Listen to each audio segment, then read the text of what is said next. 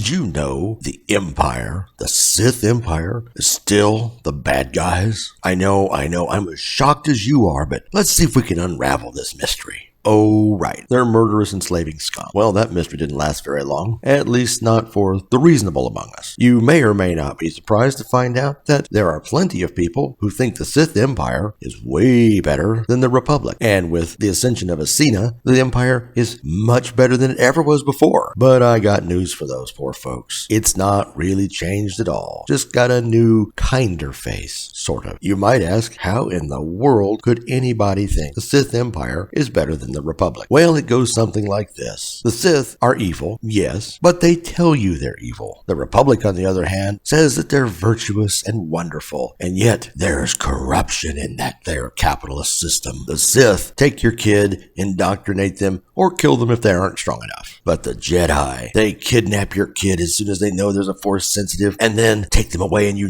never see them again. And let us never forget that millennia ago, some Jedi tried to wipe out the Sith. And anything that happened bad in the past justifies anything in the present. This, to me, is some pretty weird stuff. So let's take a look at this old Sith Empire and new Sith Empire under Asina. Now, the same arguments do go for Valron, but Asina is by far the most popular. And by the way, beware spoilers for Iokath. Unless, as an Imperial player, you sided with the Republic on Iokath, Asina is the one who has ascended to power. If you, of course, side with the Republic, Asina gets fried by the super weapon. So what does the old Empire, pre-Asina, have going for it? Well, they have slavery. Oh yeah. They don't hide it. In fact, your Sith Inquisitor was a slave. Heck, many of the planet quests on Drum & Koss are about putting down a slave rebellion. But after Asina, slavery's gone, right? No, we know slavery is still in full swing. In fact, Anri was a slave, and the Empire is actively working with the slavers on Mek Shaw. Well, maybe Asina's just really not part of that. No, she knows all about Mek Shaw, and she has even enslaved Darth Malgus to ensure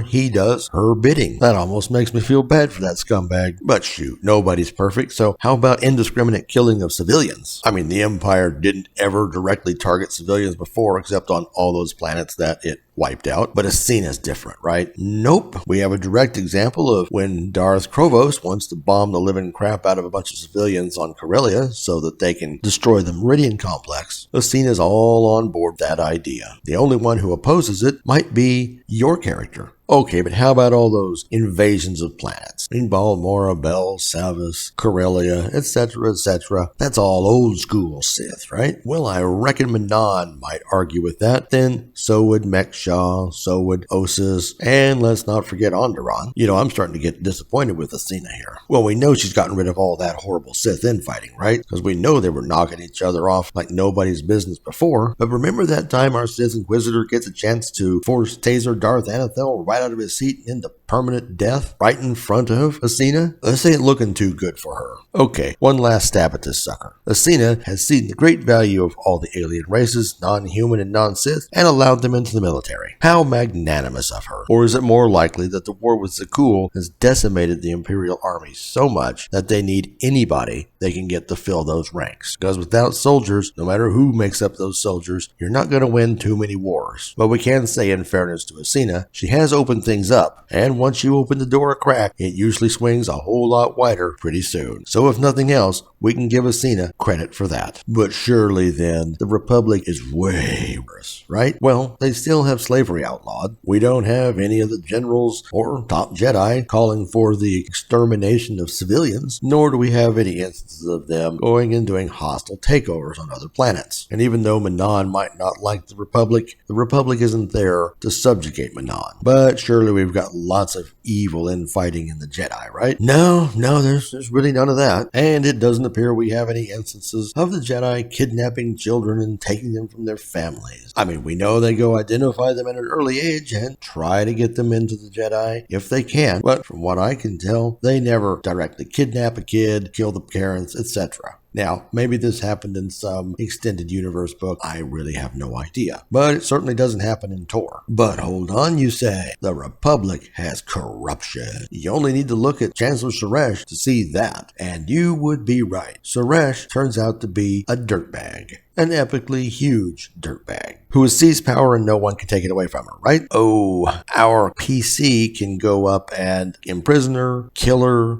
That's starting to sound a little bit like Sith. So yeah, there it is. That proves it. The Sith Empire is way better than the Republic. Because we found some corruption in the Republic, everything is corrupt in the Republic. And hey, if you're gonna be corrupt, tell everyone you're corrupt, and then you're apparently not corrupt. And you know what's really weird? This fictional scenario has a very real world parallel. From way back, communist revolution of Lenin, all the way through the heights of the Cold War and beyond. There were countless books, newspaper articles, magazine articles, and papers written about the virtues of the USSR, China, and Cuba. There might have been terrible elements, but you knew what it was, and the control over the society was way better than that messy, herky-jerky capitalism. I mean, universal health care that sucked mightily was way better than having to pay for something that didn't suck. And all those choices on the store shelves paled in comparison to empty shelves. Because, hey, everyone had a job, a place to live, no matter how bad all of that was. And the corruption at the top, well, that's just because people weren't doing it right. Oh, and let's not forget all those dissidents. They were just malcontents who weren't willing to give the system a chance. It is funny that you see many of the same arguments levied against the Sith and the Republic are the same ones used East versus West. At least nobody's really dying in Star Wars. Now, as long as Asina never gets that evil laugh down, she'll be good, right? What do you think? Would you rather live under the Empire? Have any characters